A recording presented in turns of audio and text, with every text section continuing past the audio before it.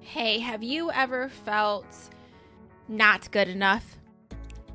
And sometimes this disguises itself as fear, anxiety, overwhelm. But what we have found is if you boil down those feelings, you often get this belief of inadequacy.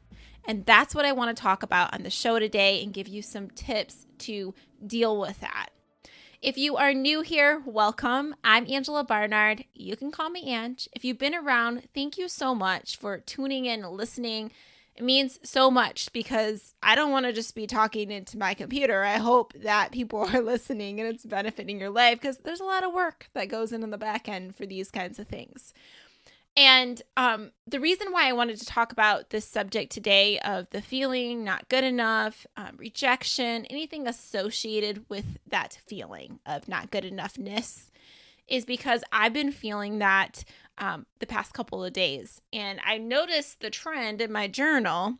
And I just wanted to touch, I guess, on that subject and share with you guys why I've been feeling that way and then what I've been doing as a result. Like, how do I handle this? Because this shows up a lot for me.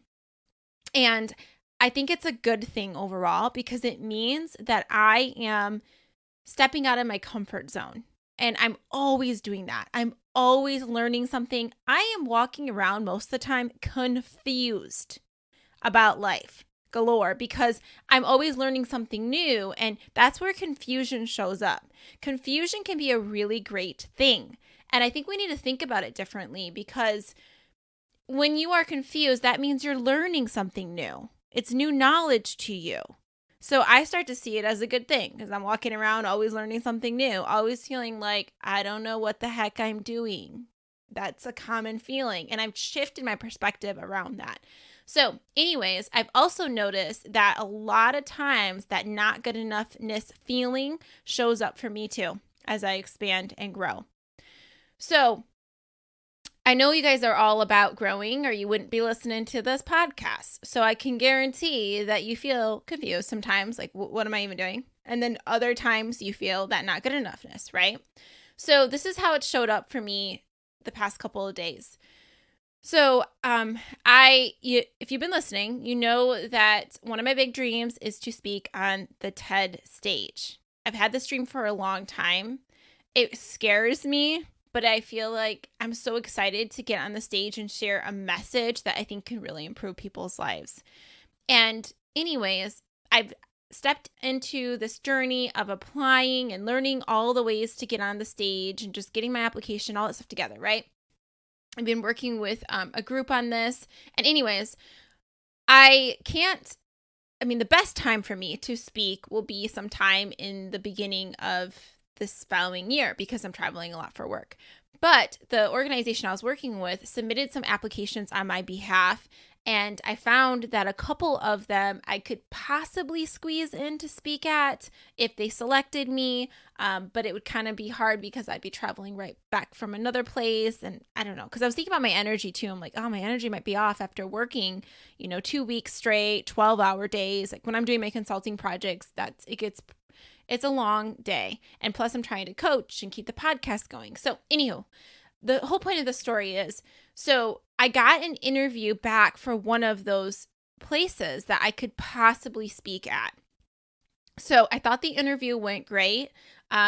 If a client was asking me, one of my coaching clients, about if they're asking me my opinion on how the interview went, usually I tell my clients, if you feel like that person treated you like a friend and it felt that comfortable as you were talking to them, then that's a good sign, right? So that's how it felt for me. And the person even told me to text her anytime. She was going to visit the area that I live in and maybe we could meet up. So I thought it went really well, right?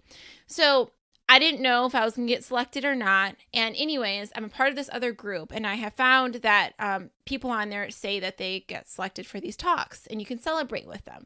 So someone got selected for that specific stage and that location.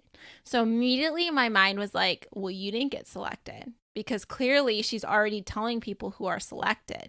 So that means that you were not selected for that role. So anywho, So I reach out to her because I was planning on reaching out to her that day. Like, it was in my calendar to reach out to her to see when she was coming to town so that we could meet up. And I asked her, and she said that she had ended up coming earlier or whatever, but she didn't address anything with the TED stuff. So basically in my mind, I'm like, okay, I didn't get selected. That's okay. But it's still a good connection for me. Like, I genuinely wanted to get to know her. So anywho, but she didn't say that I didn't get selected. But anyways, I found all my stuff showing up. So first off, I want to say that when I first found out about the talk, I was like, oh, I could squeeze it in, but it wasn't something like I was like, I want to speak there. Like, I didn't feel that. I mean, there's some talks coming up in the beginning of the year that I'm just geeked out about. Like, I would love to get selected to speak in those locations, given my schedule and all of that. But anyways, so I found myself, even though it wasn't the ideal thing that I would even want necessarily, I found myself feeling really rejected, feeling not good enough. And these thoughts started coming in my mind, like, is my idea even worth, like, does anyone even want to listen to it? Like, all of this stuff started showing up. And when I started noticing that, I realized I was making up this story about why I wasn't good enough. So what I did was I made that situation mean something about me. Something about me. And I want to point this out because I see it all the time with my clients that have faced rejection, whether that's in a relationship, with a job, with just anything. They will make up a story about how it means they're not good enough. And this is what I want to point out, is that you can make this mean anything you want to make it mean. You can make it mean that there's a better plan for you. Sometimes people say rejection is God's protection, and that has always been true for me, that there's always a better plan. I can't even give you an example of a time where something didn't work out the way I didn't want, or it didn't work out the way I wanted it to, and it was awful and it led to something even worse. No, every single time I've been rejected, it's always led to something even better than I could ever imagine. So when I was journaling this morning, just feeling, I love to just be real with myself and write down my thoughts and be like, I don't feel good enough. I feel like, just get it all out and then coach myself around it. So anywho, I did that.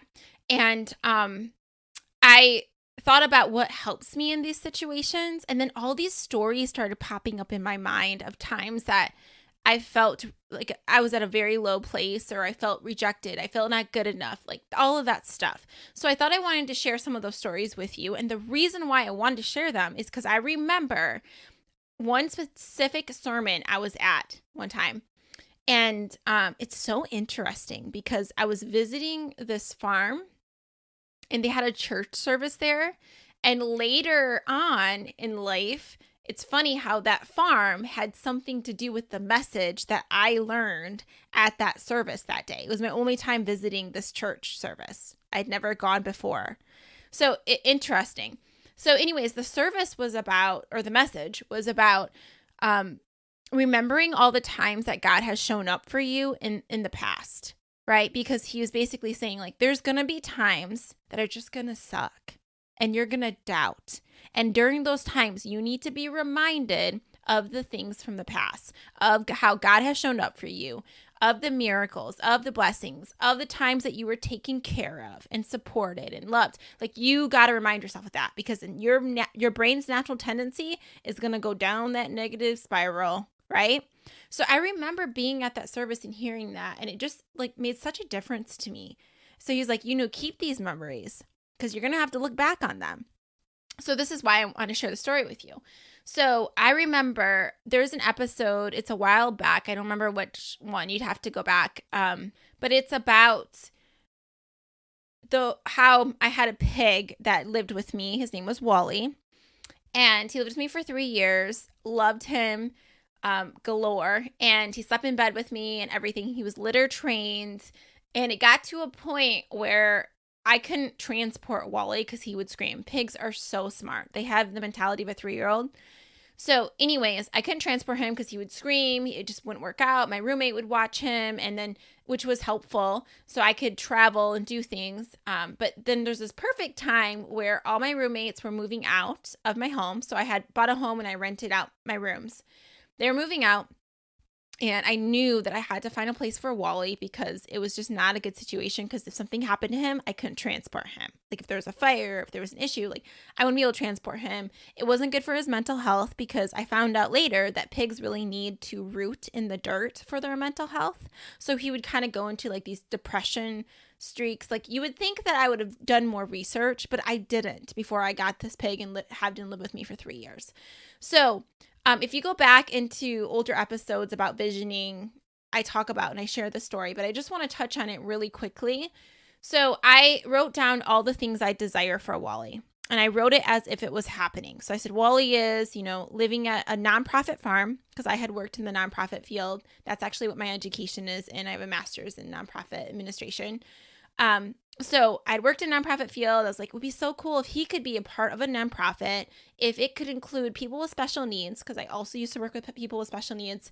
And then, and it was close home. So it wouldn't be hard to transport him, and that the family, whoever took him, would also be like family to me, so that I could still be involved in his life. So I wrote all these things and I was like, yeah, right. So my rational mind was like, yeah, and that ain't gonna happen.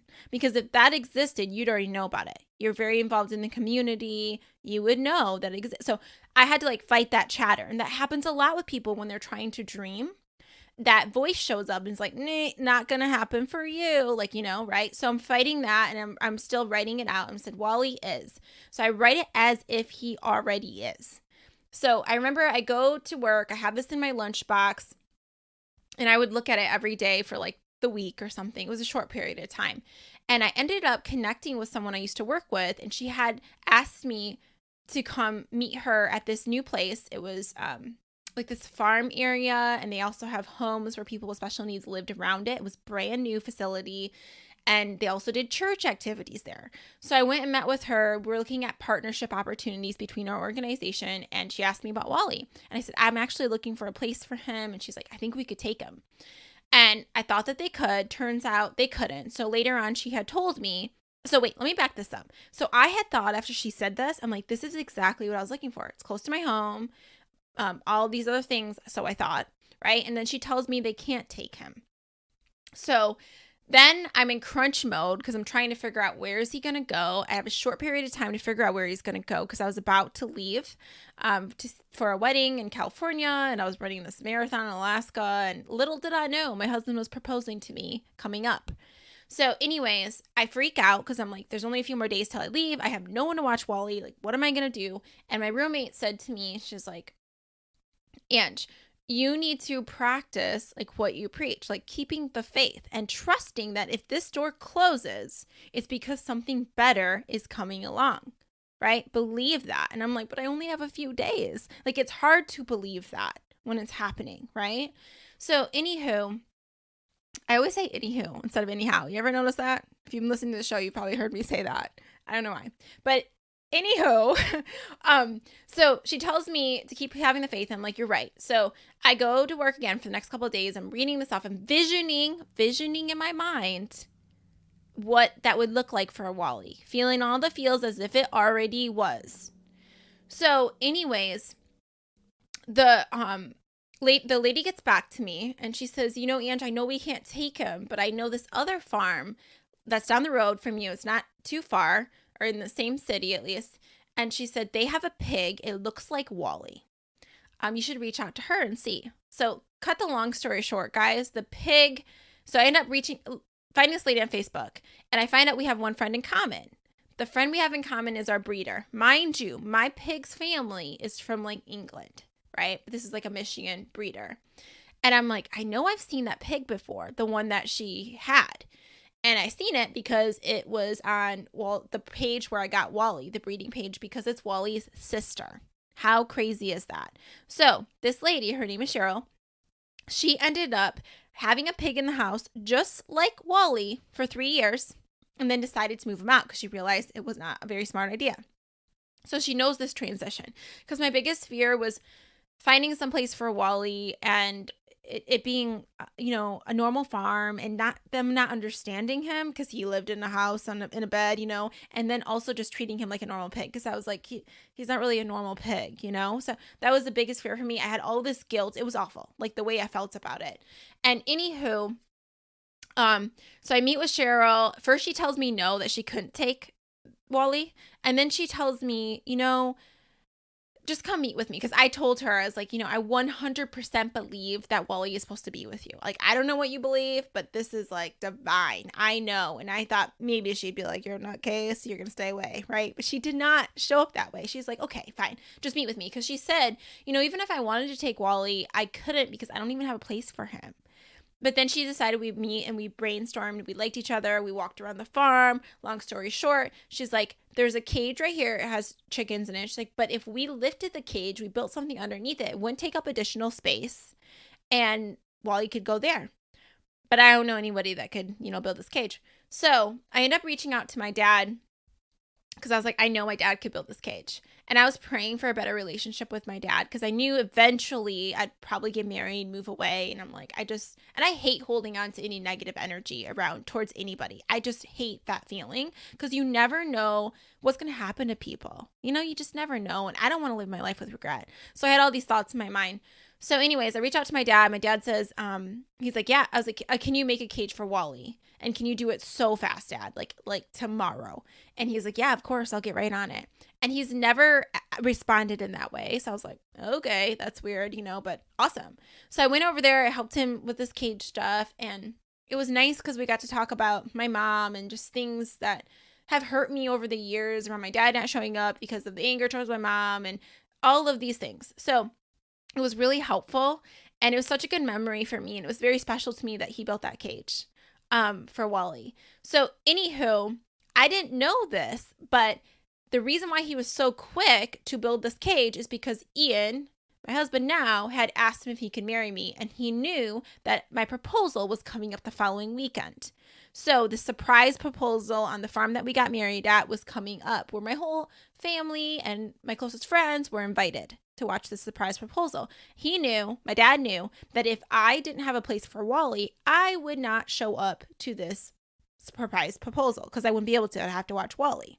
So that's how why he was so eager to help me with this. So anyways, all these hands went into helping and we moved Wally to the farm.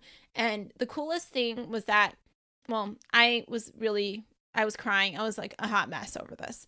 And Ian was like, let's just stay. Let's stay the night. We can sleep on the hay bales. And when Wally wakes up and he looks at you, because we had to sedate him to transport him because you have to. Because homeboy is going to mess you up if you don't. He had tusk and he's super strong. So anyways, I have scars on my knees to prove it. Ian does too, which is hilarious. But anyhow, that's the other thing, guys. Wally was not very nice. Like he bit people and I was worried. I'm like, oh, you're writing down, he's going to hang out with people with special needs or however I phrased it. Really? Homeboy bites and it hurts. It's not the ideal setting for him. He has tusks that can stab you, right? So the rational mind was like, no. So it's interesting because we moved Wally here. So when Wally woke up from his sedation, the first person he saw was me, right? So he felt comfortable. And then Cheryl's like, let's let him out and see how he does. So we let him out. And I remember thinking in my mind, I'm like, oh crap. Because there was this really cute little girl that was there. And she was drinking a purple slushie. And I'm like, well, he's gonna go after her. He's gonna get that slushie. It's gonna be bad. But she's like, yeah, let's just let him out. So and then the other thought of me I had was that he's not gonna step back in his cage. Because for years, there was like a little step that he had to do to get back in his cage. And for years, when he lived at my house, I would hear these little cute Hispanic boys, probably younger than 5, that would be like, I know there's a pig over there. I could hear him in the windows talking to each other. I've seen it and stuff like that. And I'd always want him to step out so that he could see, they could see him. But he never would because there was a ledge there. So my thoughts were too, okay, there's this little step that he needs to get back in his cage. He's not going to go back in there. So if we get him out, it's going to be a disaster. Like all these thoughts in my mind. So anyways, he gets out, he walks around. And he's like breathing in the air. I can still remember his nostrils. That's how you say it, right? Breathing and just like looking around, checking out the space.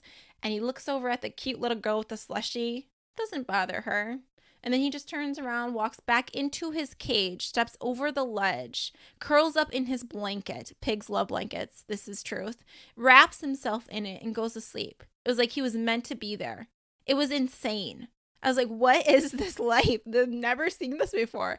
And then the cool story is, how I said, well, it bites and he also has a tusk. The cool part of this is that it served as a great learning opportunity because when kids would come to the farm, they would see Wally's tusk, and they would talk about how it'd just be like a learning opportunity about why these pigs have tusk and how you don't see a lot with tusk because most likely they're killed before they get to the point of growing these tusks. So anyways, it was a good learning opportunity. And now Wally is way sweeter and he can be around kids, that come visit the farm. And I forgot to mention when I said, remember how I wrote down on the list that Wally is living at a nonprofit farm where children with special needs come and visit. Well, Cheryl actually has 2 children herself that have special needs. She was a teacher or a professor at the university that I went to, and she constantly has field trips for people with special needs that come and visit and people that are dealing with difficult things like cancer or, now there's fun stuff there. There's church services, there's bachelorette parties. My bachelorette party was there. They are like a second family to me. Just recently, Ian and I were actually in Michigan, and it was really cool because we got to go when the DeVos family was coming to visit. So Betsy DeVos was the Secretary of Education. I don't know if I got my facts right.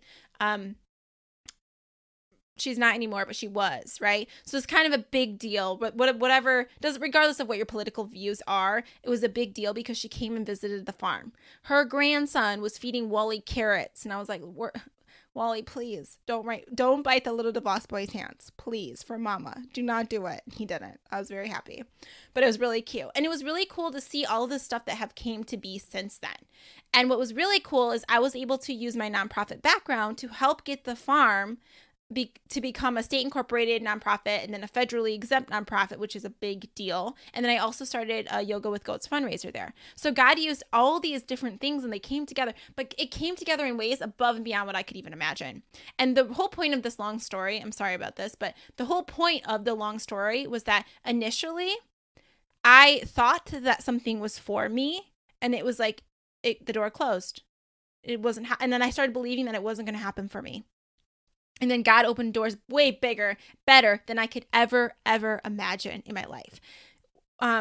Wally's sister was actually in my wedding. She walked down the aisle because Wally's not behaved enough. But Sheila drove her hours to my wedding and we dressed her up and we had her walk down the aisle and it was really cool. My bachelorette party was at the farm. They were literally like a second family to me. And it's so cool just how things align. And the reason I wanted to share that is because I needed that story again this morning when I was like, this door closed. But I wasn't even super excited about it to begin with. It sounds interesting because it's my dream, right, to speak on the stage. But this reminds me of the same feeling I felt when we first found out about that farm for Wally, the one that he didn't end up going to, because I was like, oh, I'm not really sure because they don't know about pigs. They don't know how to care for him, but this is the only thing showing up. Like that was in my mind. So energetically, there was some part of me that I felt like was resistant to it. So when I look back, I'm like, I get it. And the same thing happened. I remember I was teaching a career class with a room full of Marines, and my energy was off that day because I was rejected from a job that I had really wanted, that I thought for sure was going to be mine because I knew a bunch of people that played a hand in like the hiring process. But there was a part of me too that didn't want it because I was like, I don't want to go back to having a really strict schedule and not honor the flexibility and blah, blah, blah. But then I tried to convince myself of why I should have it. And then I ended up not getting it. So I feel like there was resistance towards it. And I remember feeling like crap teaching that class. And I was given examples and they were just like looking at me like they could feel my energy was all off. And they're like, I don't know. I don't like how you said that. I remember one of the students saying something and I'm like, I don't care because I want to go home anyways. I just want to cry because I got an email that I was like rejected from this job while I was teaching. So it really shifted my energy. Anyhow. And I remember going back and writing in my journal, I wrote, I am statements for the thing that I desired. And I was like, I'm a master trainer who blah, blah, blah. That was what I wanted at that time, who gets to travel, has a flexible schedule. And it was nuts, guys, because the next week I didn't even apply for a job. And someone reached out to me asking to interview me, didn't even apply to a job. And said like, hey, I want to talk to you about this training opportunity. You'd be like a trainer of trainers and you'd have this flexible schedule. And I'm like, what? Is this real life? It was like when I surrendered, And the point of the story, I have a gazillion more stories. You want me to keep going? I won't waste all your time here, but I got so many more and I needed them this morning. I want to encourage you to keep these stories in your back pocket for yourself. Like, you have stories like this, put them in your back pocket because you're gonna need them. Oh, and I forgot to tell you the significance. Remember that first church that I heard that sermon at? It was brand new. Well, it was the facility, that first facility that I thought Wally was going to go to, that farm. It was that same area. That's where the church service was. The one that said they couldn't take Wally anymore. It's so funny how it all connected. It was my only time going to that location. So another thing is even how I met my husband. I'll have to tell you that story on a different day, but I remember the times I was crying in the bathroom floor after finding out my boyfriend, before my husband had cheated on me, slept with some Buffalo Wild Wings waitress one night. And that, you know what he did? He put on the shoes. I remember being like, and you put on the shoes. After you did that, you put on the shoes that I just bought you. Like, you didn't even think about me, because I remember I bought him these new shoes. Anyways, that thought crossed my mind recently. But I remember being on the bathroom floor, doing that whole thing that we all do, crying, being devastated, feeling lonely. And then I remember thinking, God has a better plan for you. He does. This is why the store is closed. Thank you, Jesus. Because you know what? That would have not been a good situation, staying with him. We were just completely different. And meeting my husband now, it's just, I always say that God knows, he knows what's coming. It kind of he knows, he always has your best interest in mind, and you have to trust that, even if it's hard. So I just had to be reminded of that this morning. I thought it'd be helpful to you. Let me real quick share with you. Let me go down my notes. I'm just looking at my journal. I'm going to do some more episodes where I literally just read stuff from my journal for you guys, because I think you get a kick out of it. And it actually does have valuable lessons in it, because it's how I coach myself. I ask myself, what am I learning from this, and things like that. So the three things, I wanted to sum this up. When you don't feel like you're not good enough, am I wording that right? No. When you don't feel good enough, there's three things that you can do that will always serve you, okay? So the first one is, I want you to remember other times that you have felt this way and what it led to, just like the stories I just gave. And the second thing is, when you know that you've surrendered, I want you to surrender a little more. Surrender even more. Because I found that when I start getting, when I want something and I start getting so fixated on having it, and that control starts to kick in, I know that I'm out of alignment for that thing. I'm no longer a match for it. Because then when you're a match for it is when when you're acting as if you already have it. This is not just some weird woo-woo stuff. This is even biblically supported if that's your thing. Act as if. Ask, believe, receive. You ask.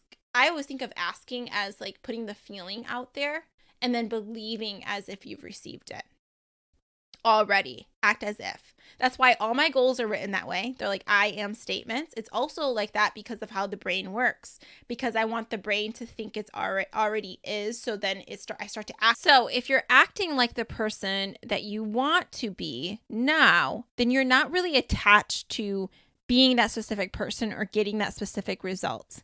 It's you're bringing it into reality right now instead of waiting. So let me give you an example. Let's say that you find that you have resistance around getting healthier, right? You've tried all these things and they seem to not have worked, and maybe you have a story that you're not disciplined enough, or it's not going to happen for you, or it's later you will get healthier, right? Some kind of story like that. Obviously that is being out of alignment, because you can feel the resistance around it. So what I suggest is get clear around that kind of person you want to be. So it's I want to be this active, fit, or strong person, let's say. That's who you want to be. Instead of waiting to feel like you're a strong, fit in person when you actually are, how can you generate those feelings now? How can you act like her or him now? So an example would be, what would a strong and fit, active person do in the morning hours? What would they get for lunch? Right? So you start to act as so, and it's another form of surrendering around it.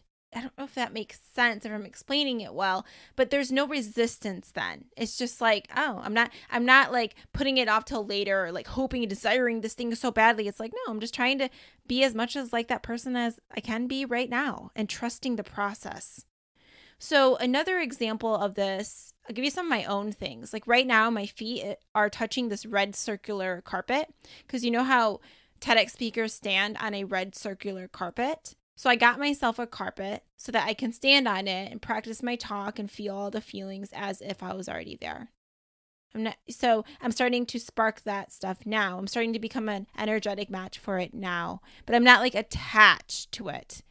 I'm not going to lie though. Sometimes I find myself being attached to it and then I'm like, back off. I need to surrender some more and trust this process. Have fun more now. Talk and share my message now as much as I can, because, with people. And it's so cool because more opportunities have been showing up for me to do that. Okay, let's bring this back to you. So let's say that you have something that you've been desiring, right? And maybe you feel resistance around it and it starts to take you out of alignment. How can you act as if the thing is already there? Like, what could you bring into your life to spark those same kind of feelings, things like that? Really think about this. And it might even be, what have I seen people do? I've seen my clients get clothing that they would have if they had the job that they wanted. Like they started to get the clothing now. They got a cutting board for the home, their dream home, right? Things like that. And they started to feel the feelings now. So think about that for you. And the last thing to remember when you're feeling this not good enoughness, this resistance, this rejection, whatever you want to call it, ask yourself this. If I was the person that believed that my success was inevitable, what would I do now? Or you can ask yourself, if I was a person that was faith-filled, like I trusted that things were always working out for me, what would I do now? Ask yourself any question that includes characteristics of the kind of people you admire or the kind of person you want to be, and ask yourself, what would you do then? This is a way that you're coaching yourself. And let me give you an example of how it worked for me. So I admire people who say this, my success is inevitable. Like if I keep showing up, I'm going to be successful. I believe that. I admire people that say, I always trust and I know that everything is happening for me. And if it doesn't look like it, it's just because it's not over yet, right? It's only a chapter of the book, not the whole story, right? Okay, so if I'm believing that, if I'm thinking that, then what would I do? And for me, I would try again. Like I would trust that this one place where I was wanting to speak at, there's a better place for me. There's a better place in mind, and I just need to keep applying and keep trying, right? I'll get back on the horse. I don't give up. If I believe these thoughts, that everything is working out for me, that my success is inevitable. So I got to ask my brain that question. If you believed that, how would you show up now? That's you changing your energy, shifting it. It's you coaching yourself. It's you being intentional about your life. All right. So those are the 3 things. I'll quickly go over them again. The first one is to remember other times that you felt this way and what it led to. Just like the stories I gave. Like remember the times that you were always loved and you were supported. You're always taken care of. Remember those stories. The second thing is when you know that you've surrender a little more. Say it out loud. Write it down. Write that you trust. Say that you surrender. Your words have power. And then the last thing is ask yourself those questions related to the person you want to be. If I was the faith-filled person, how would I show up now? If I believe my success was inevitable, how would I show up now? Okay, I always love to do a quick summary because I feel like we go through so much. And I have found when I listen to podcasts, I am always like, can you summarize what you just said real quick when they give me tips and everything? So there you go. All right, I want to give a shout out real quick to the people that have been leaving reviews. I won't read them all right now, but I will tell you them later. And I want to do something special for those that are leaving reviews. Do a drawing, send you guys something really fun in the mail. Something like that. So if you haven't left a review and you've been loving the show, please leave a review. You can't do this unless you have an iPhone, but you scroll to the bottom, you click the stars, and you have to write something and submit. My goal is to reach 100. We are almost there. So it'd be so cool if we could just get there and we can celebrate together. All right, have an awesome week, and I'll talk to you soon. Bye.